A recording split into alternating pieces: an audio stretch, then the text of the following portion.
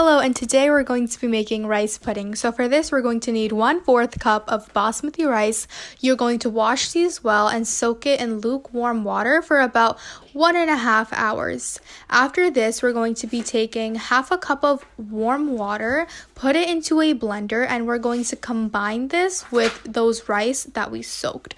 We're going to blend this well until it forms a nice paste. It's going to kind of look like milk. It's going to be quite thin actually, and it's going to look something like this, very nice and thin. Now after that, in a pot, we're going to, on high flame, add 4 cups of whole milk.